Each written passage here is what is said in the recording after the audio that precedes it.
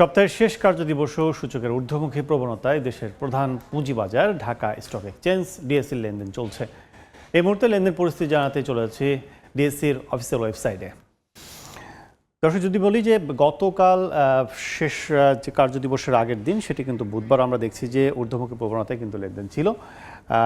ডিএসসির প্রধান সূচক থেকে শুরু করে সবগুলো সূচকই কিন্তু ঊর্ধ্বমুখী প্রবণতা, এবং আজকে যে ধারাবাহিকতা সেটি কিন্তু ঊর্ধ্বমুখী প্রবণতা রয়েছে। 40 পয়েন্ট বেড়েছে ডিএসসির প্রধান সূচক ডিএসসি এক্স, সেটা বর্তমান অবস্থা দাঁড়িয়েছে 5407 পয়েন্টে। এছাড়া ডিএসসি সরিয়া যে সূচকটি, সেটি কিন্তু অবস্থান করছে 1184 পয়েন্টে, 5 পয়েন্ট বেড়েছে।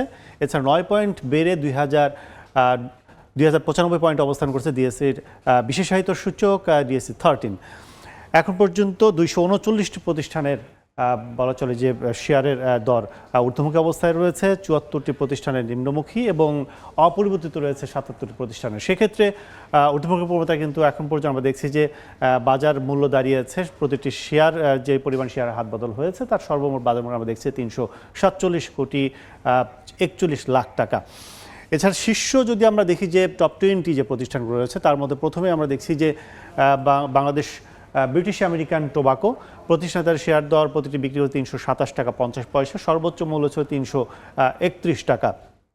2 নম্বরে রয়েছে সিটি ব্যাংক, 3 নম্বর অবস্থানে রয়েছে ব্র্যাক ব্যাংক এবং 4 নম্বর অবস্থানে রয়েছে ব্যাংক এশিয়া, 5 নম্বরে রয়েছে মোবাইল অপারেটর একটি কোম্পানি রবি, এবং 6 নম্বরে আবারও দেখছি আমরা ব্যাংক প্রতিষ্ঠানগুলোতে শেয়ারে মোটামুটি আমরা দেখছি যে সপ্তাহের শেষ কার্যদিবসে কিন্তু ব্যাংকের অবস্থান কিন্তু ভালো দেখছি আমরা।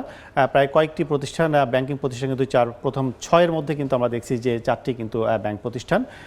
এছাড়া সব মিলে বলা চলে যে যমুনা ব্যাংক আছে 6 নম্বরে অবস্থান রয়েছে, এবং 8 নম্বরে আমরা দেখছি বাংলাদেশ শিপিং কর্পোরেশন। সেক্ষেত্রে বলা যায় কয়েকটি প্রতিষ্ঠান কিন্তু যে অবস্থা তাদের রয়েছে ডিএসসিতে, এবং ঊর্ধ্বমুখী প্রবণতায় লেনদেন চলার কারণে বলা চলে যে বিনিয়োগকারীদের মাঝে একটি আস্থার প্রবণতা কিন্তু বৃদ্ধি পাবে। তো এই ছিল ডিএসসি সবশেষ।